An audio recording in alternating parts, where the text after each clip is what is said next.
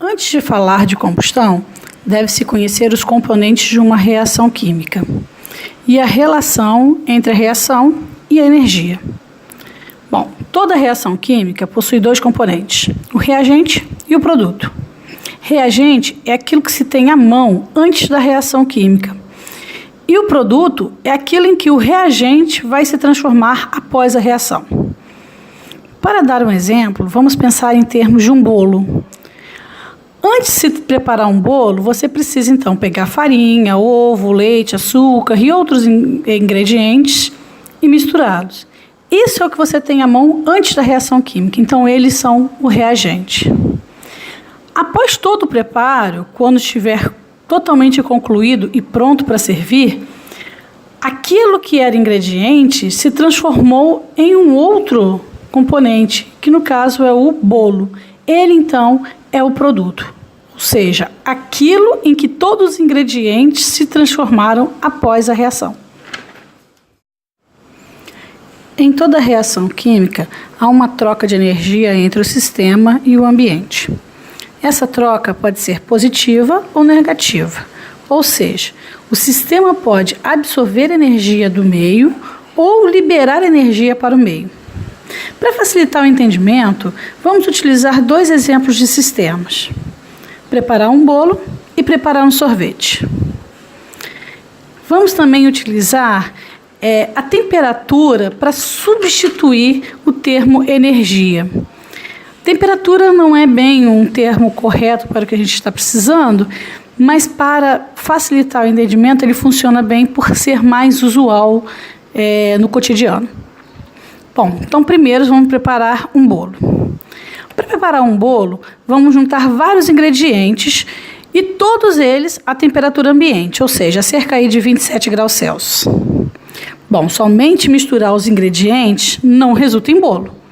Para que o bolo fique pronto, nós precisamos assá-lo, levá-lo ao forno, fornecer calor ao sistema, acendendo esse forno.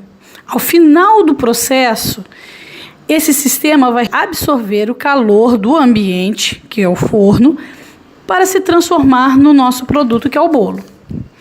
E assim que o processo se der por completo, o produto vai estar mais quente que os reagentes. Bom, assim como no bolo, as reações químicas onde o produto tem maior energia do que o reagente, é um processo que absorve a energia do meio, e então nós chamamos de reação endotérmica, endo para dentro. Segundo, vamos ao preparo do sorvete. O processo de preparo do sorvete é o inverso do bolo.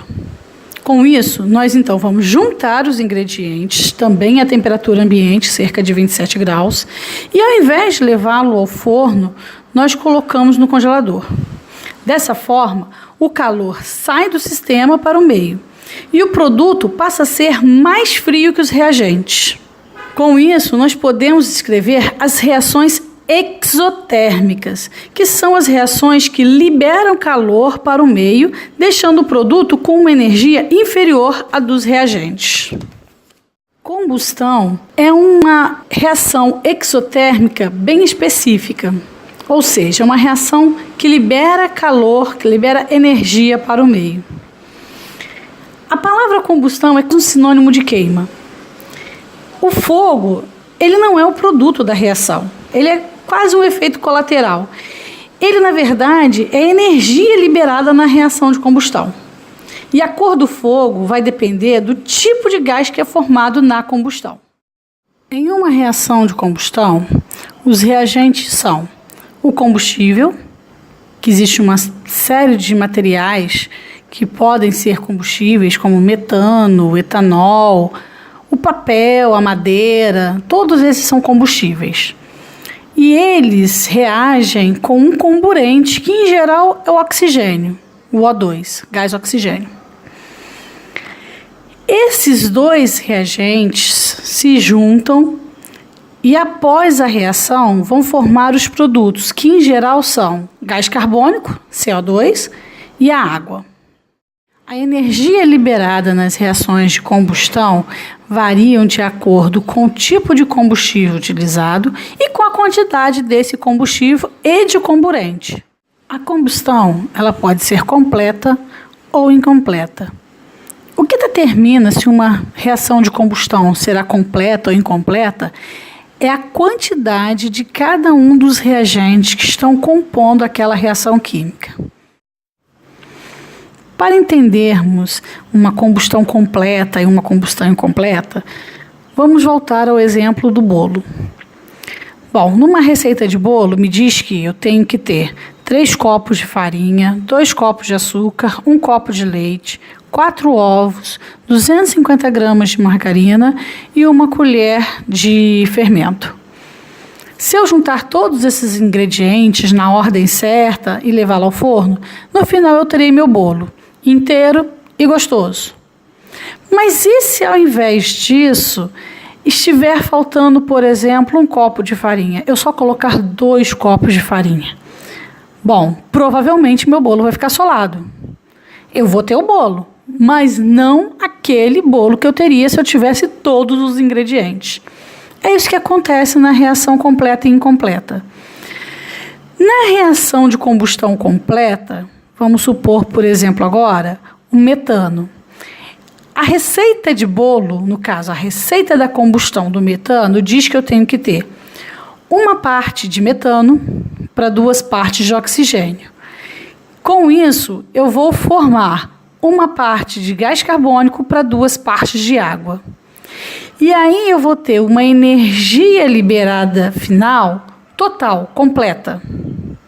Agora, se ao invés de ter 2 partes de oxigênio, eu só tiver 3/2, por exemplo, ou 1 parte de oxigênio, vai ficar faltando o oxigênio para a minha reação química.